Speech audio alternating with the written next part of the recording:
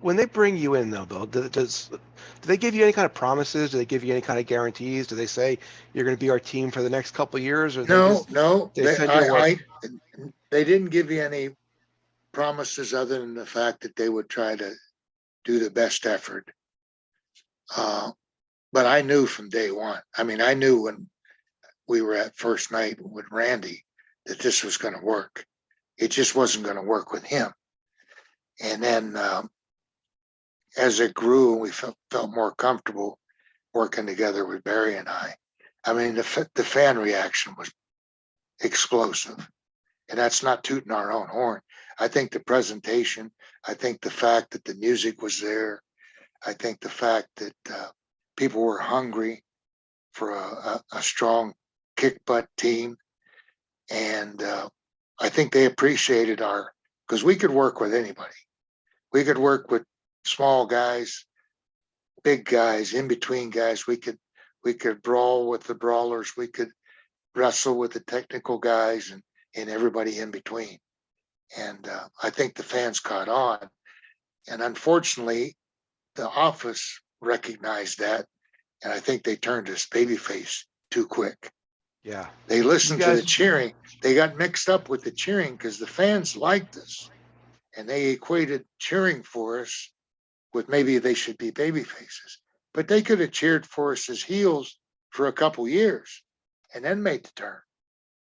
Yeah, you guys were definitely the cool heels before there was even such a thing as cool heels. Yeah, we hear that a lot from the fans, and we do appreciate it because they say, "Oh man," and that's the nice thing about going to events and doing the signings.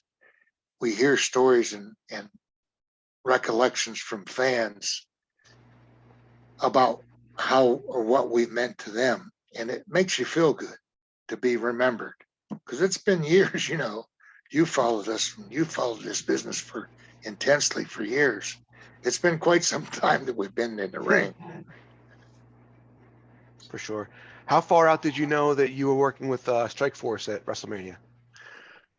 You know what? I don't really recall, and I think if I would tell you an exact time, I'd be lying to you. It was probably, I would say, probably a month. I don't know if we had any lead-up matches with them. I assume we would have. I don't think that would have been the early matches. We probably had matches around the country, but at that time, you might be in LA one day and the next night you're in Miami, then you're in Seattle, and you might be in Montreal. So I'm assuming it would have been at least a month because we'd probably cut the promos at least 3 weeks ahead of time. So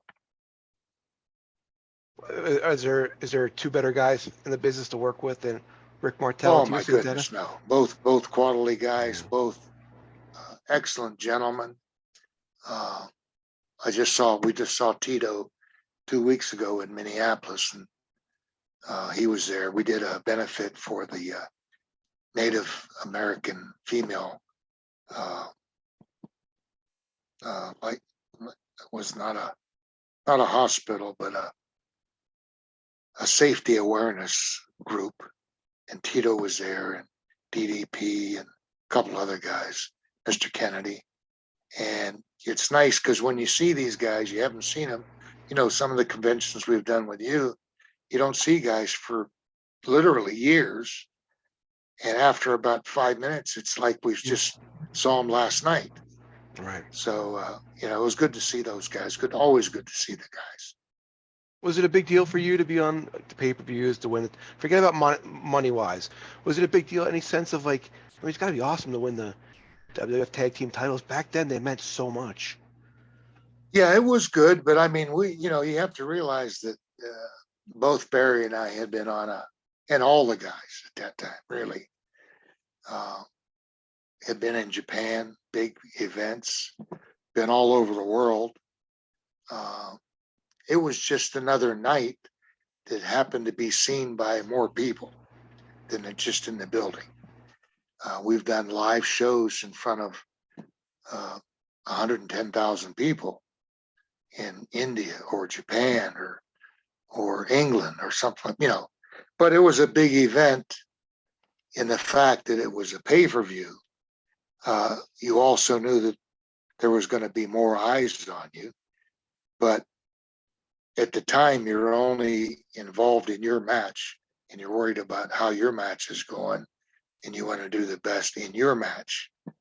Hopefully everybody did that, and the pay-per-view turned out to be positive, because if that one was positive, just like in a regular arena, if the matches are good on Monday, say in Atlanta, next Monday there'll be more people. If the matches stink, next Monday the crowd might be down a little bit.